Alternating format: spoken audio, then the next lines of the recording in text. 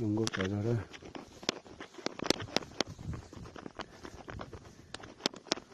Phụ tiết tiết rồi. Cái chuyện đừng có lá nữa, phụ tiết tiết nữa. Rồi tụi mình nó không có tài rồi nhá. Chỗ này tụi mình nó thế. Không có cái kia đó mình tiêu. Phụ tài rồi đó. Mìnhจะรบพันธุ์จะเจ๋อรบหมดนี่เลยดูแต่ซะ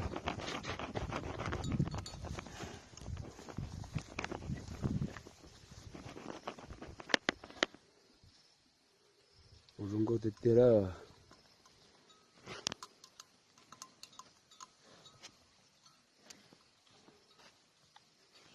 ดัดถูซึ่งเราติดปีนั่นน่ะจินกว่าเลยละ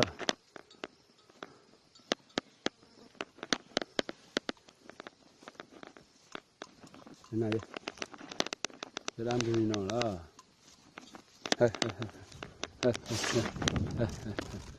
nó của tôi và đá,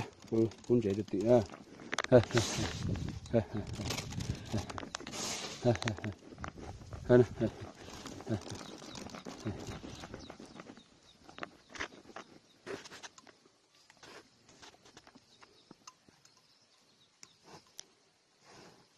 ngô ta rồi, chỉ đang thử cú lọt tết tiệt rồi.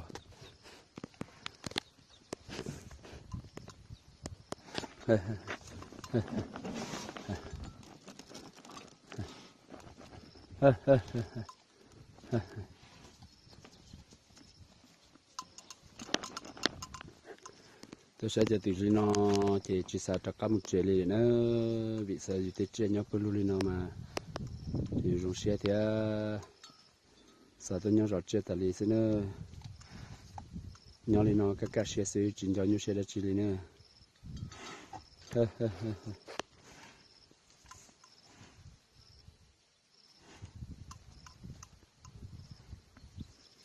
rồi nên để hồi đá nè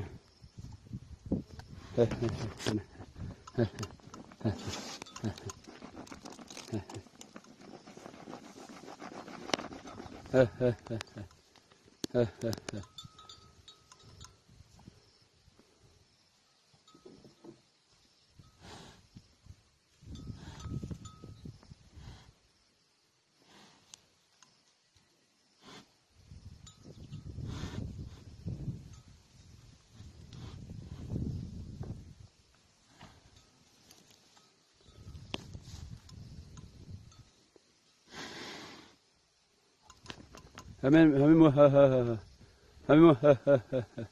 하면다 하면다 nó hôm bên ta nữa nó có tài rồi nữa nó nhiều phơi nữa tụi nó nè bú cơ kia thế đâu không lột tông thế đâu rong cô ta sen rồi chỗ mình chỉ cố thế nó cho tôi sẽ nhu nữa cho bên tụi nó sẽ cho các tôi sẽ cho đi đây bó bên chỗ nó thì cho tôi sẽ nó cho không chơi gì nữa cho các tôi sẽ cụ thể nhu rồi nè cho tụi nó thì cho kiếm vô số chia sẻ chẳng tạo trở sự cú rong ra đi nó thế này rong có cơ kia nè nhẹ nhung nè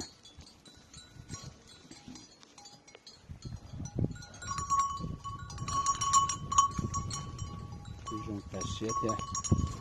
cho nó nè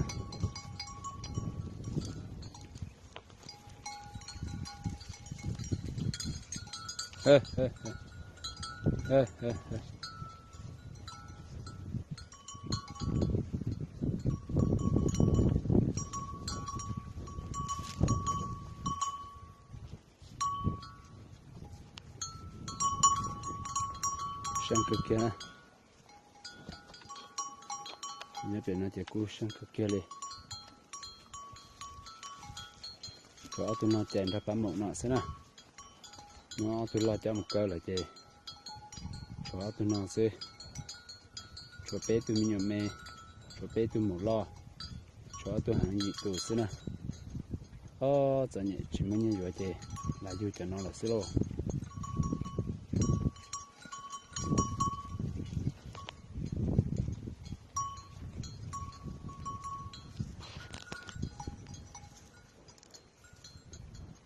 em nó tôi không thể tôi nữa tôi nó muốn dây to nữa không nè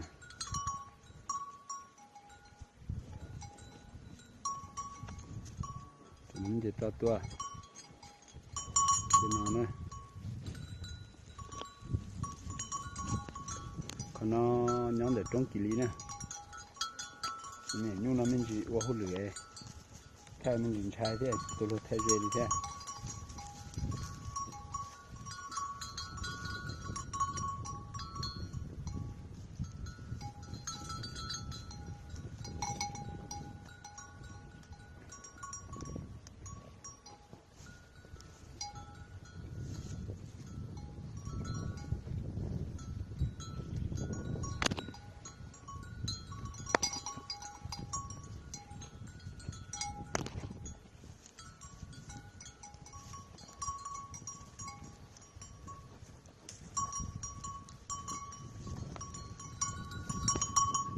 nó tua đó chơi tê rồi nhiều nữa nó ta tòn đó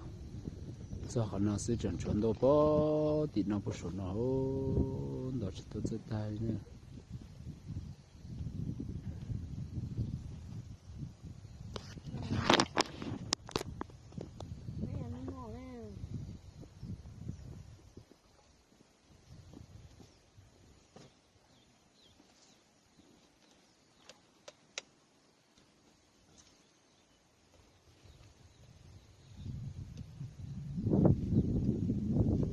rồi nhiều rong tạt tà đi